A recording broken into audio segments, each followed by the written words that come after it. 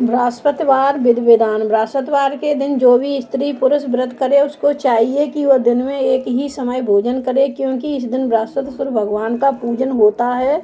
भोजन पीले चने की दाल आदि का करे, परंतु नमक नहीं खावे। पीले वस्त्र पहने, पीले ही फूलों का उपयोग करे, पीले चंदन से पूजन करे।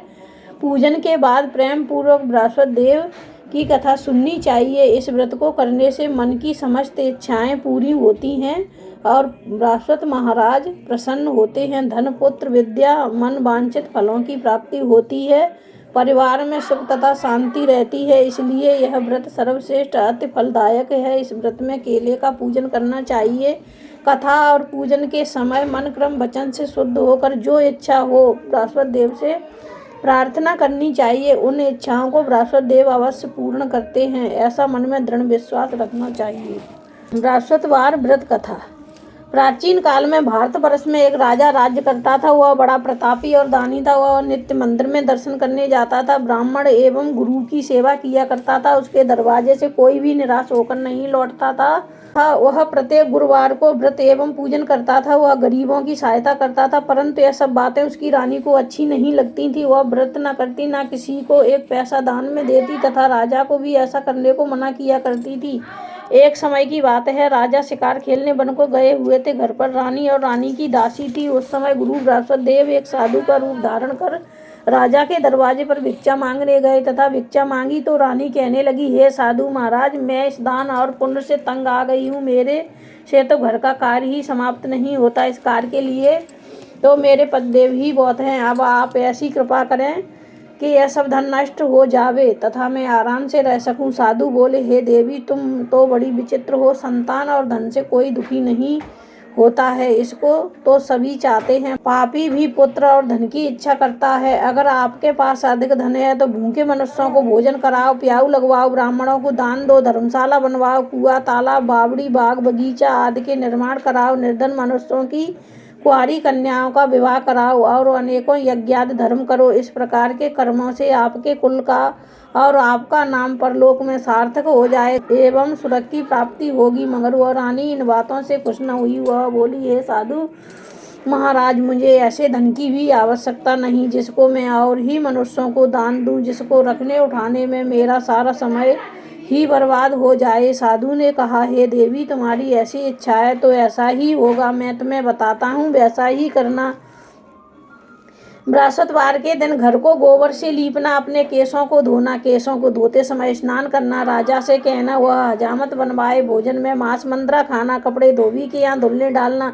इस प्रकार 7 बृहस्पतिवार करने से तुम्हारा सब धन नष्ट हो जाएगा। ऐसा कहकर साधु महाराज वहाँ से अंतर ध्यान हो गए। रानी ने साधु के कहे अनुसार वैसा ही किया। 3 बृहस्पतिवार ही बीते थे कि उनका समाप्त धन नष्ट हो गया और वह भोजन के लिए दोनों समय तरसने लगी, संसारिक भोगों से दुखी रहने लगी। तब वह राजा रानी से कहने लगा कि रानी, तुम यहाँ पर रहो, मैं दूसरे देश जाता हूँ, क्योंकि यहाँ पर मुझे सभी मनुष्य जानते हैं, इसलिए कोई कार्य भी नहीं कर सकता। देश चोरी परदेश भीख बराबर है। ऐसा कहकर राजा परदेश चला गया। वहाँ जंगल जाता और लकड़ी काट कर लाता तथा शहर में बेचता। इस तरह जीवन व्यतीत करने लगा। इधर राजा के घर रानी और दासी दुखी रहने लगी। किसी दिन भोजन मिल जाता और किसी दिन जल पीकर ही रह जाती। एक समय रानी और दासी को 7 रोज बिना भोजन के व्यतीत हो गए तो रानी ने अपनी दासी से कहा, हे दासी, यहाँ पास ही के नगर में मेरी बहन रहती है। वह बड़ी धनवान है। तू उसके पास जा, वहाँ से 5 शेर बेजर मांग ला, कुछ समय के लिए गुजर हो जाएगी। इस प्रकार रानी की आज्ञा मानकर दासी उसकी बहन के पास गई। रानी की बहन उस समय पूजन कर रही थी, क्योंकि उस रोज बृहस्पतिवार था। जब दासी ने रानी की बहन को देखा और उससे बोली, हे रानी, मुझे तुम्हारी बहन ने भेजा है, मेरे लिए 5 शेर बेजर दे दो। इस प्रकार दासी ने अनेक बार कहा, परंतु रानी ने कुछ उत्तर नहीं दिया, क्योंकि वह उस समय बृहस्पतिवार की कथा सुन रही थी। इस प्रकार जब दासी को किसी प्रकार का उत्तर नहीं मिला तो वह बहुत दुखी हुई एवं क्रोध भी आया, परंतु वह बिना कुछ कहे लौटकर अपनी रानी के पास आकर बोली, हे रानी, तुम्हारी बहन तो बहुत ही घमंडी है। वह छोटे लोगों से बात भी नहीं करती, इसलिए उसने मेरी बात का कोई उत्तर नहीं दिया। मैं वापस चली आई। रानी बोली, हे दासी, इसमें उसका कोई दोष नहीं है। जब बुरे दिन आते हैं तब कोई सहारा नहीं देता है। अच्छे बुरे का आपत्ति काल में ही पता लगता है। अब जो ईश्वर की इच्छा होगी वही होगा, यह हमारे भाग्य का दोष है। इधर उस रानी ने देखा कि मेरी बहन की दासी आई थी, परंतु मैं उससे नहीं बोली, इससे वह बहुत दुखी हुई होगी। यह सोच कथा और सुन विष्णु भगवान का पूजन समाप्त कर वह रानी बहन के घर गई और अपनी बहन से कहने लगी, हे बहन, मैं बृहस्पतिवार का व्रत कर रही थी, तुम्हारी दासी गई, परंतु जब तक कथा होती है तब तक ना उठते हैं ना बोलते हैं, इसलिए मैं नहीं बोली। कहो दासी क्यों गई थी? रानी बोली, बहन, हमारे अनाज नहीं था, वैसे तुमसे कोई बात छिपी नहीं है, इस कारण मैंने दासी को तुम्हारे पास 5 सेर बेजल लेने के लिए भेजा था। रानी बोली, बहन देखो, बृहस्पति भगवान सभी की मनोकामना पूर्ण करते हैं, देखो शायद तुम्हारे घर में अनाज रखा हो। इस प्रकार के वचन जब रानी ने सुने तो घर के अंदर गई, वहाँ उसे एक घड़ा बेजर का भरा मिल गया। तब वह रानी और दासी बहुत खुशी हुई। दासी कहने लगी, हे रानी देखो, वैसे हमको जब भोजन नहीं मिलता तो हम रोज ही व्रत करते हैं, अगर इनसे बृहस्पतिवार के व्रत की कथा पूछ ली जाए तो इसे हम भी किया करेंगे। रानी ने अपनी बहन से पूछा कि हे बहन, बृहस्पतिवार के व्रत की कथा कैसे तथा यह व्रत कैसे करना चाहिए? रानी की बहन ने कहा, बृहस्पतिवार के व्रत में चना की दाल मुनक्का से विष्णु भगवान का केले की जड़ में पूजन करे तथा दीपक जलावे और पीले भोजन करे और कहानी सुने, इससे बृहस्पति भगवान प्रसन्न होकर अन्न पुत्र वह धन देते हैं। इस प्रकार रानी और दासी दोनों ने निश्चय किया कि बृहस्पति भगवान का पूजन जरूर करेंगे। 7 दिन बाद जब बृहस्पतिवार आया तो उन्होंने व्रत रखा, घुड़सवार में जाकर चना गुड़ बीन लाई तथा उसकी दाल से केले की जड़ का तथा विष्णु भगवान का पूजन किया। अब भोजन पीला कहाँ से आए? बेचारी बड़ी दुखी हुई, परंतु उन्होंने व्रत किया था, इस कारण गुरु भगवान प्रसन्न थे। 2 थालों में सुंदर पीला भोजन लेकर आए और दासी को देखकर बोले, हे दासी, यह भोजन तुम्हारे और रानी के लिए, तुम दोनों खा लेना। दासी भोजन पाकर बड़ी प्रसन्न हुई और रानी से बोली, चलो रानी जी भोजन कर लो। रानी को इस विषय में कुछ पता नहीं था, इसलिए वो दासी से बोली, तू ही भोजन कर, क्योंकि तू हमारे व्रत में हंसी उड़ाती है। दासी ने कहा, एक महात्मा हम दोनों को 2 थालों में भोजन दे गया, इसलिए हम और तुम दोनों साथ साथ भोजन करेंगे। इस प्रकार रानी और दासी दोनों ने गुरु भगवान को नमस्कार कर भोजन प्रारंभ किया तथा अब वो प्रत्येक बृहस्पतिवार को गुरु भगवान का व्रत और विष्णु भगवान का पूजन करने लगी। बृहस्पति भगवान की कृपा से फिर रानी और दासी के पास धन होगा। रानी फिर उसी प्रकार आलस करने लगी। तब दासी बोली, रानी, तुम पहले इस प्रकार आलस करती थी, तुम्हें धन के रखने में कष्ट होता था, इस कारण सभी धन नष्ट हो गया। अब गुरु भगवान की कृपा से धन मिला, फिर तुम्हें आलस होता है। बड़ी मुसीबतों के बाद हमने यह धन पाया, इसलिए हमें दान पुण्य करना चाहिए तथा भूखे मनुष्यों को भोजन करवाओ, प्याऊ लगवाओ, ब्राह्मणों को दान दो, कुआं, तालाब, बावड़ी आदि का निर्माण करवाओ, मंदिर पाठशाला बनवाकर दान दो, कुंवारी कन्याओं का विवाह करवाओ, धन को शुभ कर्मों में खर्च करो, जिससे तुम्हारे कुल का यश बढ़े तथा सुख की प्राप्ति हो।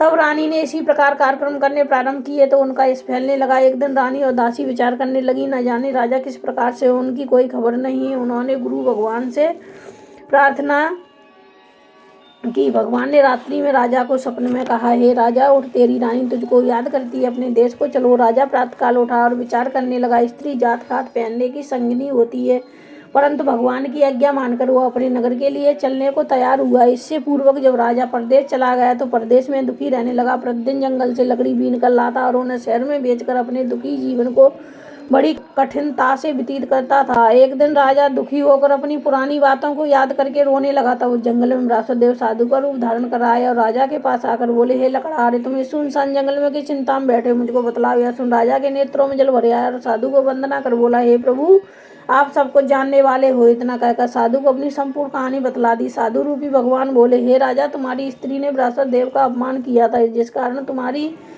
यह दशा हुई। अब तुम किसी प्रकार की चिंता मत करो, भगवान तुम्हें पहले से अधिक धनवान करेगा। देखो, तुम्हारी स्त्री ने गुरुवार का व्रत भी प्रारंभ कर दिया है और तुम मेरा कहा मानकर बृहस्पतिवार को व्रत करके चने की दाल गुड़ जल के लोटे में डालकर केले का पूजन करो। फिर कथा सुनो, भगवान तुम्हारी सभी मनोकामनाओं को पूर्ण करेगा। साधु को प्रसन्न देखकर राजा बोला, हे प्रभु, मुझे लकड़ी बेचकर इतना पैसा नहीं मिलता जिससे भोजन करने के उपरांत कुछ बचा सकूं। मैंने रात्रि में अपनी रानी को व्याकुल देखा, मेरे पास कुछ भी नहीं जिससे मैं उसकी खबर मंगा सकूं। फिर मैं कौन सी कहानी कहूं, मुझको ये भी मालूम नहीं है। साधु ने कहा, हे राजन, तुम किसी बात की चिंता मत करो, तुम बृहस्पतिवार के दिन रोजाना की तरह लकड़ियां लेकर शहर को जाओ। तुमको रोज से दुगना धन प्राप्त होगा, जिससे तुम भली भांति भोजन कर लोगे तथा बृहस्पति देव की पूजा का सामान आ जाएगा। बृहस्पति देव की कहानी निम्न प्रकार से है। बृहस्पति देव की कहानी। प्राचीन काल में एक ब्राह्मण रहता था। वह बहुत निर्धन था, उसके कोई संतान नहीं थी। उसकी स्त्री बहुत मलिनता के साथ रहती थी, स्नान न करती, न किसी देवता का पूजन करती, प्रातःकाल उठते ही श्रुतम प्रथम भोजन करती, बाद में कोई अन्य कार्य करती थी। इससे ब्राह्मण देवता बड़े दुखी थे। बेचारे बहुत कुछ करते किंतु उसका कोई परिणाम न निकला। भगवान की कृपा से ब्राह्मण की स्त्री के एक कन्या रूपी रत्न पैदा हुआ। वह कन्या अपने पिता के घर बड़ी होने लगी। वह बालिका प्रातः स्नान करके विष्णु भगवान का जप करती थी तथा बृहस्पतिवार को व्रत भी करती थी। अपने पूजन पाठ को समाप्त करके स्कूल जाती तो अपनी मुट्ठी में जो भर ले जाती उनको पाठशाला के मार्ग में डालती जाती। तब ये जो सोने के होते जाते, लौटते समय इनको बीन कर घर ले आती थी। एक दिन वह बालिका सूप में सोने के जौं को फटक कर साफ कर रही थी। उसके पिता ने देख लिया और कहा, हे बेटी, सोने के जौं को फटकने के लिए सोने का सूप होना चाहिए। दूसरे दिन गुरुवार था। इस कन्या ने व्रत रखा और बृहस्पति देव से प्रार्थना करके कहा, हे प्रभु, मैंने आपकी पूजा सच्चे मन से की हो तो मेरे लिए सोने का सूप दे दो। बृहस्पति देव ने उसकी प्रार्थना स्वीकार कर ली।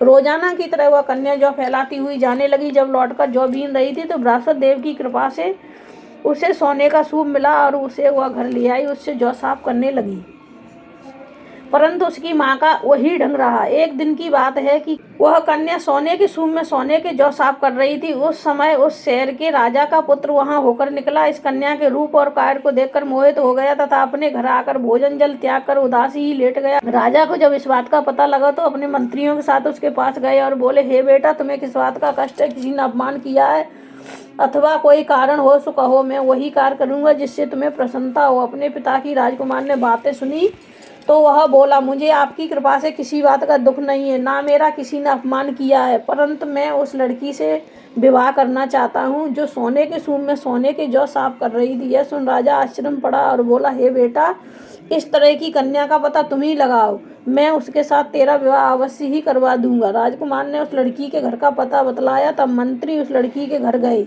और ब्राह्मण देवता को सभी हाल बतलाया। ब्राह्मण देवता राजकुमार के साथ अपनी कन्या का विवाह करने के लिए तैयार हो गया तथा विधि विधान के अनुसार ब्राह्मण की कन्या का विवाह राजकुमार के साथ हो गया। कन्या के घर से जाते ही पहले की भांति उस ब्राह्मण के घर में गरीबी का निवास हो गया। भोजन के लिए अन्न बड़ी मुश्किल से मिलता था। एक दिन दुखी होकर ब्राह्मण देवता अपनी पुत्री के पास गए। बेटी ने अपने पिता की दुखी अवस्था को देखा और अपनी माँ का हाल पूछा। तब ब्राह्मण ने सभी हाल कहा।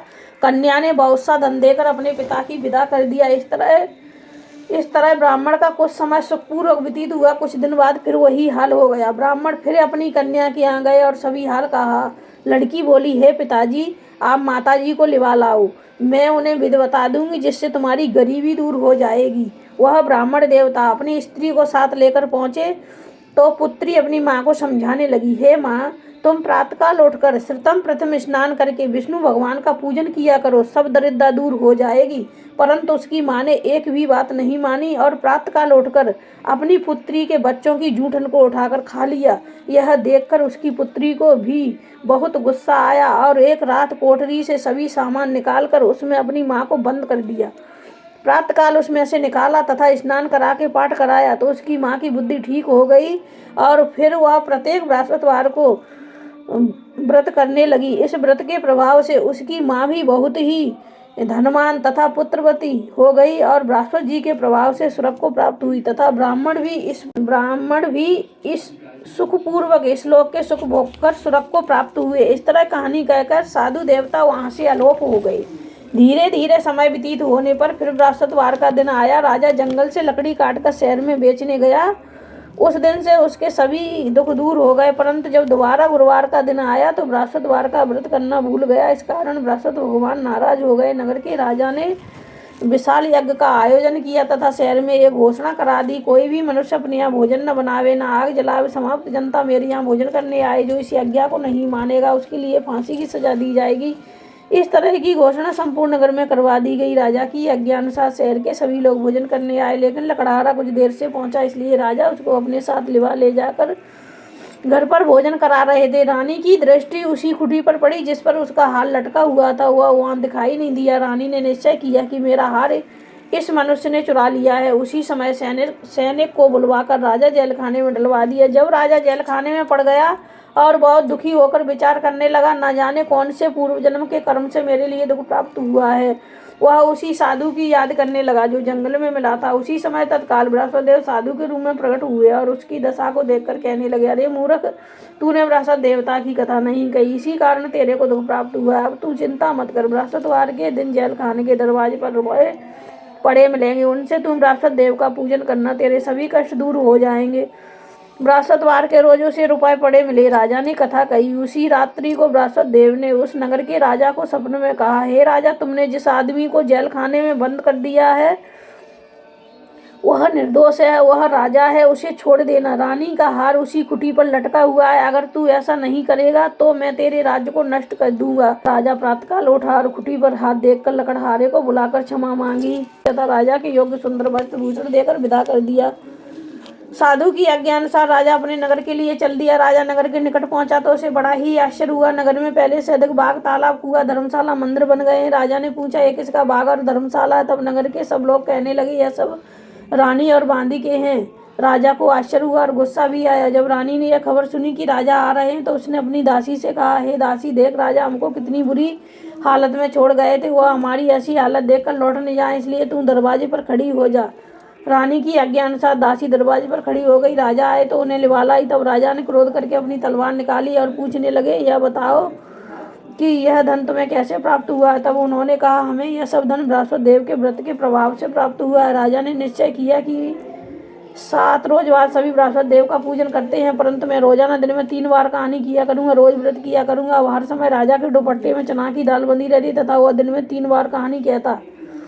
एक रोज राजा ने विचार किया, चलो अपनी बहन के यहाँ हो आवे। इस तरह निश्चय कर राजा घोड़े पर सवार हो अपनी बहन के यहाँ निकला। आगे मार्ग में देखा कुछ आदमी मुर्दे को लिए जा रहे हैं। उन्हें रोककर राजा कहने लगे, अरे भाइयों, तुम मेरी बृहस्पतिवार की कहानी सुन लो। वे बोले, हमारा आदमी मर गया है, उसको अपनी कथा की पड़ी है। परंतु कुछ आदमी बोले, अच्छा कहो, हम तुम्हारी कथा भी सुनेंगे। राजा ने दाल निकाली और कथा कहने लगा। जब कथा आधी हुई तो मुर्दा हिलने लगा। जब कथा समाप्त हो गई तो राम राम कहकर खड़ा हो गया।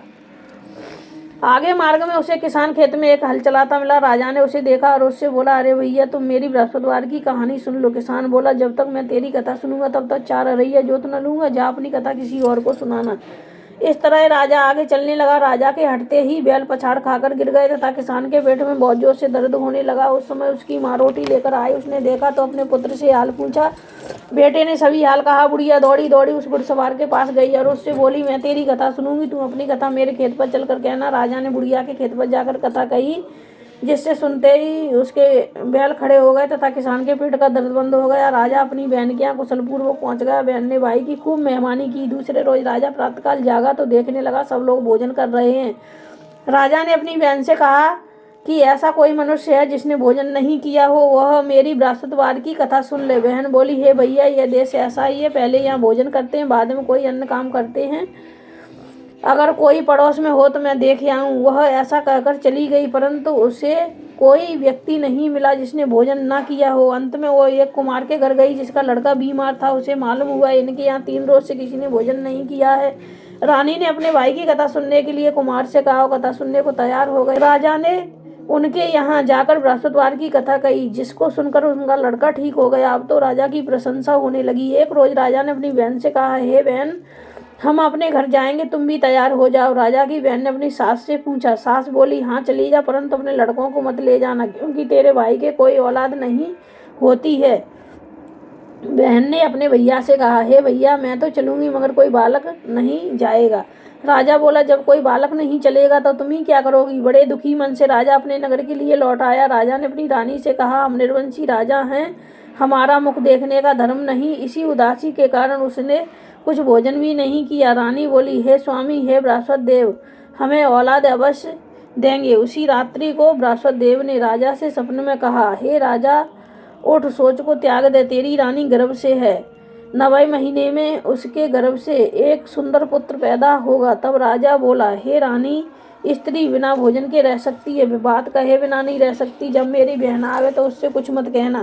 जब राजा की बहन ने यह समाचार सुना तो बहुत खुश हुई तथा अपने भाई के यहाँ बधाई लेकर आई। तभी रानी ने कहा, घोड़ा चढ़ तो नहीं आई, गधा चढ़ी आई। राजा की बहन बोली, हे भाभी, मैं इस प्रकार न कहती तो तुम्हें संतान कैसे मिलती? बृहस्पति देव ऐसे ही हैं, जैसी जिसके मन में कामना है वैसी सभी को पूर्ण करते हैं। जो श्रद्धा भावना पूर्वक कथा पढ़ता है एवं सुनता है और दूसरों को सुनाता है, बृहस्पति देव उसकी सभी मनोकामनाएं पूर्ण करते हैं तथा उनकी सदैव रक्षा करते हैं। संसार में जो मनुष्य श्रद्धा भावना से गुरु भगवान का पूजन व्रत सच्चे हृदय से करते हैं तो उनकी सभी मनोकामनाएं पूर्ण होती हैं।